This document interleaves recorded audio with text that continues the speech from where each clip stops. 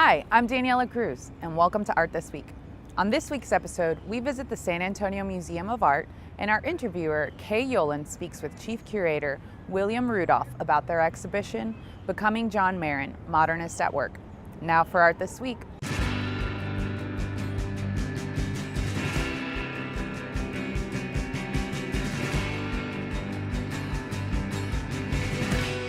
Thank you so much for talking with me today about your exhibition, Becoming John Marin.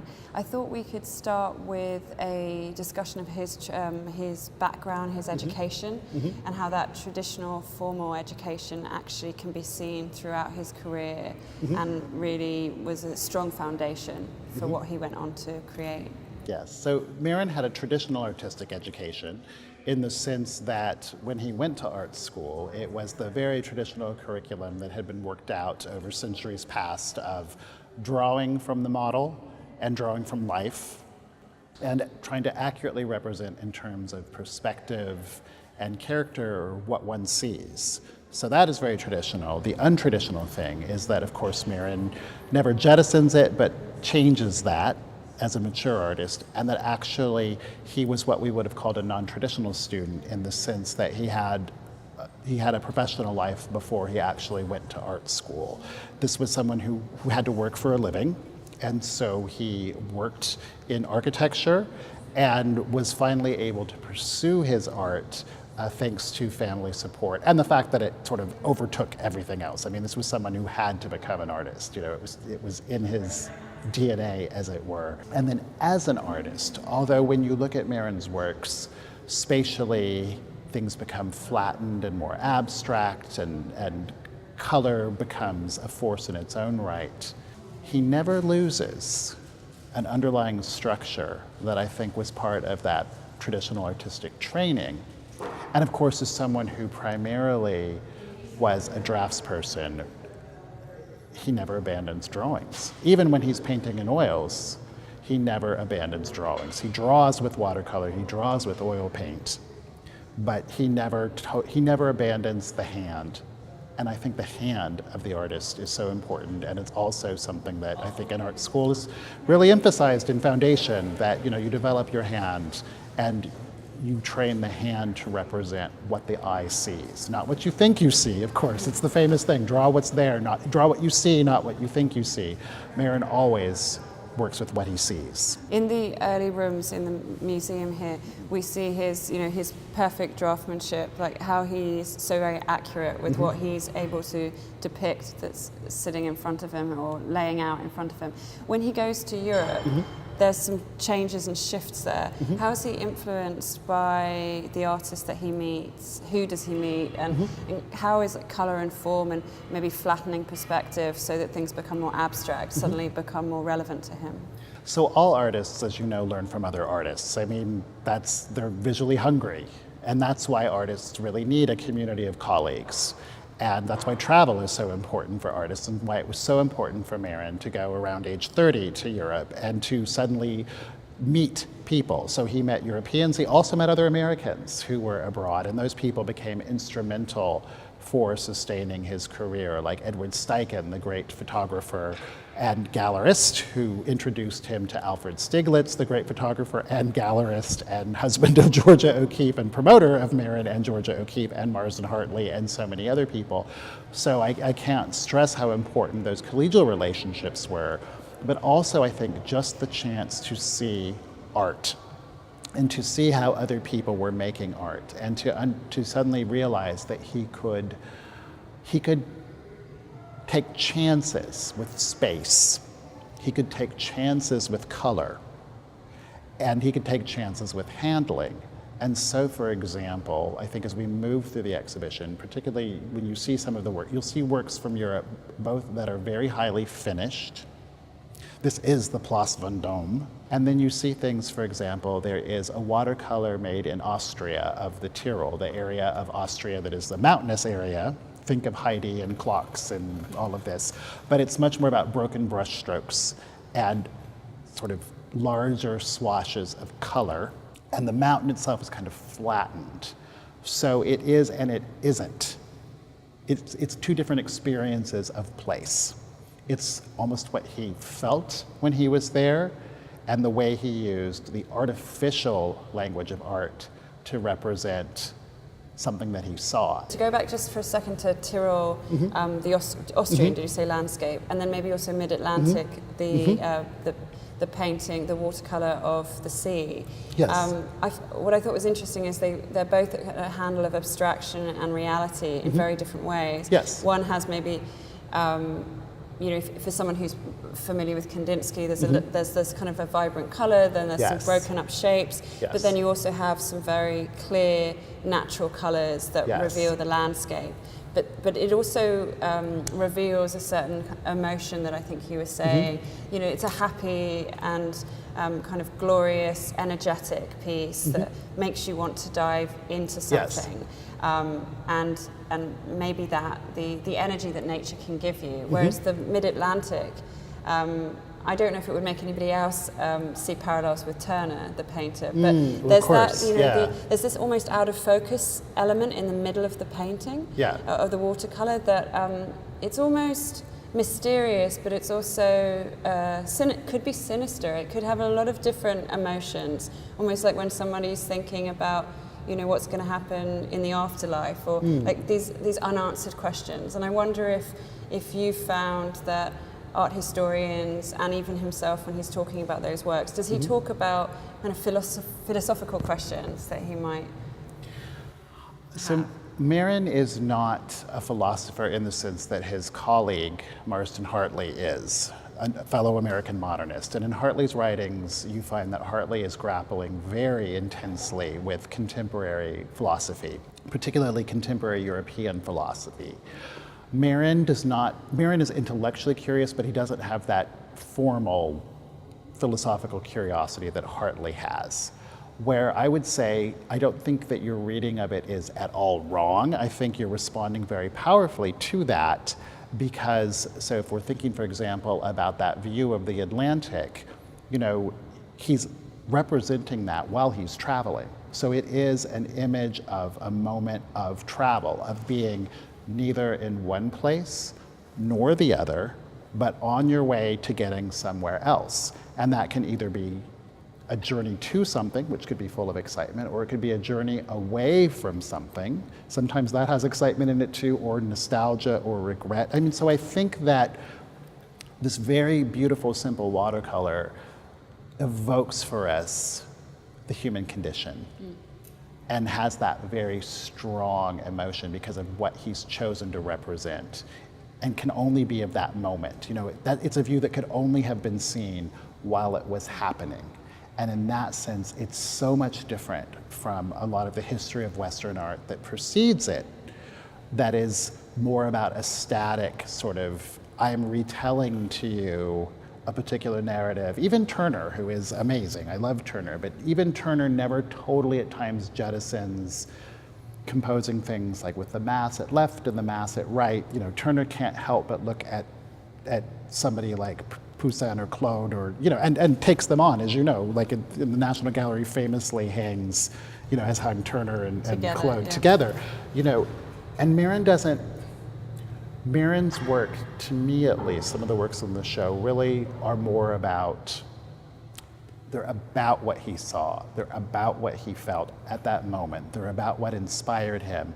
He's clearly informed, and sometimes in conversations with other artists, but he seems to be very much in conversation with himself and with what he sees and how he responds to it. And I think the works that you've brought up, and your response to them, and my response to them, are testament to the power of that we can have these incredibly personal feelings where we start thinking about the work being a vehicle that maybe suggests to us thoughts about life, death, emotion, place, experience, truth, beauty, etc. I mean, all great art does that, but I think Marin's works really do that in an intensely personal way, because I don't think you can ever get away from knowing that a person, a living person with eyes and a hand, made them. Yeah, he's very present in the work. Yes, I think. that's probably what I'm groping for. Yeah, no, I agree, and I think what's so special about Mid-Atlantic for me is the weird out of focus feeling is almost like a camera, and which is reflecting, the condition of the eye. Yeah. And so suddenly it really does feel weirdly, even though it's abstract, it also has this very real experience. Yeah. Moving on to the Weehawken series, tell us about how he grapples with, or grapples is not the right word, how he experiments with abstraction and more kind of concrete depiction in different moments throughout the sequence, and why he maybe jumps back and forth. So you've hit it exactly, that why the sequence is so important. And this is a sequence that really wasn't exhibited during his lifetime. It came later, and it had largely been in the family estate and started, I think the first showing of it might have been, and I'm probably wrong, it was either the 70s or the 80s, but definitely posthumously was when the works were shown, because... Can I ask, did he hide it back, or...? No, I think it was just for him. We love the series. I think they serve a different purpose for us than they served for him. I think when you look at the Weehawken sequence, you have to think about the fact that for him, they were working objects. They are his process, literally. They're all the same size, they're small, so they were all made on site. They are all commercially prepared canvases that he bought because he doesn't have the money to buy canvas and build the stretcher and stretch it. So it shows an artist at work. And we don't know the exact dates. That's why they all have dates between about 1911, 1912, and 1915. We don't know the order of the sequence. We don't know. There's no record to us. No numbering. Not at all. I mean, they have arbitrary numbers now, to track them. But the numbers don't correspond to any known chronology of when they were made. So, and I think that's telling, because it's not so much a progression, it is, as you said, a working through and a sort of oscillation between works that are more representational and works that are more abstract. Never to the point that they're totally abstract, but sometimes the colors are more intense, sometimes the colors are more muted, sometimes the space is flatter, sometimes the space is both. There's a pier that juts out, and then suddenly it flattens. So I think it's fascinating to us as a way of seeing an artist trying to make sense of what he's absorbed and make sense of what he sees and figure out what he wants to do.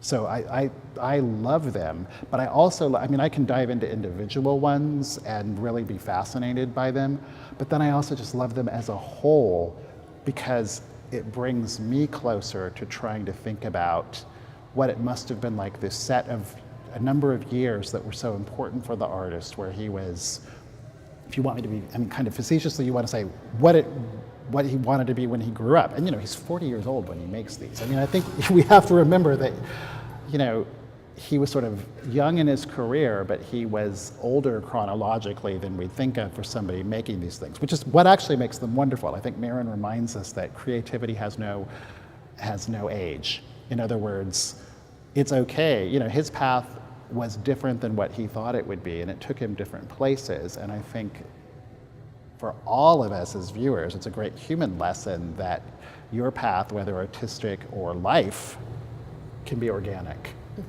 and will develop if you let it develop through exploring your curiosity about things, and you'll come to synthesize. And I think in this final gallery, we see these wonderful syntheses of how Maine becomes this great inspiration for him of creativity and vision. And I think that if, Marin reminds us, we can do that too, in our own ways, whatever our path is, whether it's artistic, whether it's cooking, whether it's craft, whether it is business, whether it is creating a wonderful family life, whether it is, whatever it is, science, whatever, that, Marin teaches us how to be true to ourselves, to take on influences and never lose that essential core of who we are and what animates us. Yeah, he's constantly exploring and he's constantly developing, and I think therefore it does give us that option to take the baton and follow him and do that. He's never stagnant. ever. Yes, exactly. Yeah, he's always on the move, Yeah. and that's hopefully what one should aspire to. Exactly, in life. yeah. They were often expected to be practical as well. Yeah. But there, I mean, he is practical in the way he's very disciplined. Can we talk about, and this might have to be our final question just Yeah. for time, but Yeah. is his approach to architecture and that wealth of construction at that point in New York when he throws his eye and his hand to responding to it, and how he will look at what that structure means in terms of energy and movement, and also about how maybe that is how it is to live in that space Exactly. at that time. Perfect. So I don't think we can understate how exciting it must have been for Marin or his contemporaries to live at that moment. We take all of this for granted because we have grown up post-age of the skyscraper, and they get ever bigger. I mean, London has sort of had the age of the skyscraper lately.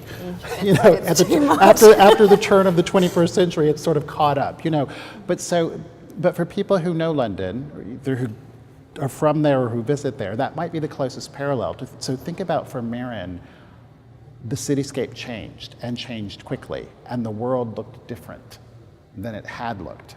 And it was kind of like an only in New York moment, because it was only happening there. It wasn't happening in Europe, and it wasn't happening in other American cities to the extent that it was happening in New York. And he responds to that. And think about how amazing that must have been for someone who had architectural training to think about architecture pushing it further, faster, higher, Yeah, just kind more of like elaborately. Coming, like these Exactly. hands coming out of the ground. Did he move to New York for that? Because he knew it was No, happening? he moved to New York because it was the center of the art world. Okay. Yeah, you know, right, that's of where course. to be a working artist in America, you had to be. So it's just a coincidence that also this was where Exactly. the And- epicenter of... And he's discovering that, and he's representing that. So you can watch it happen in his work, what it must have been like, you know, because we take it for granted that the buildings existed, but to watch the Brooklyn Bridge be built must have been amazing. This project that went on for years, or the Woolworth Building, and to see it slowly rising, and to live with it while it's happening, not just a done deal. And through his work, we can see these things both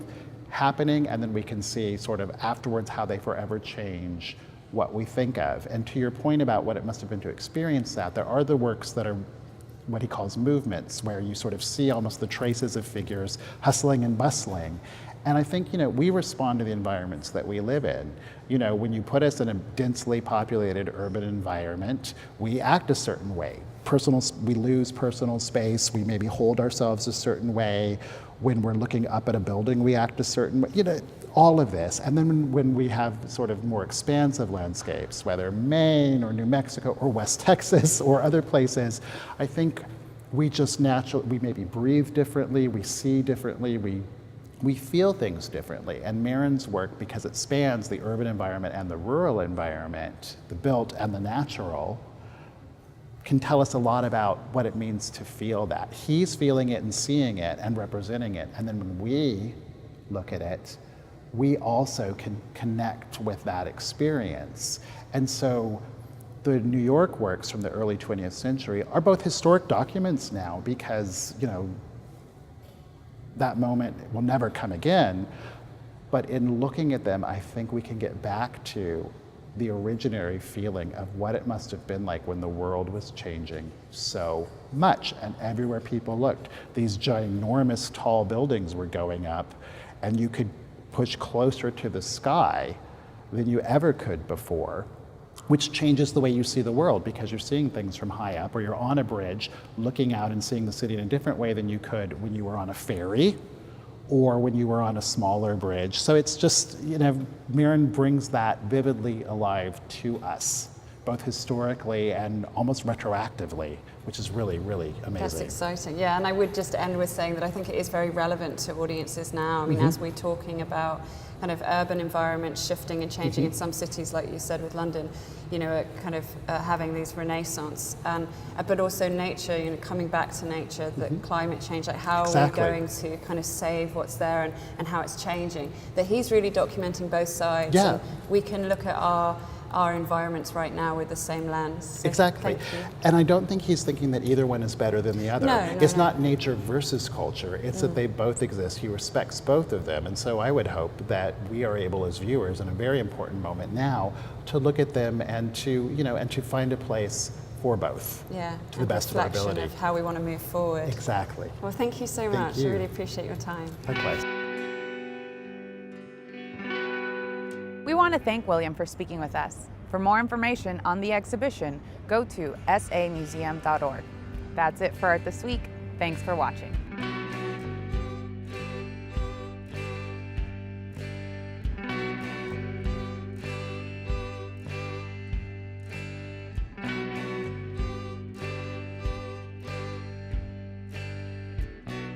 I still got your Polaroid.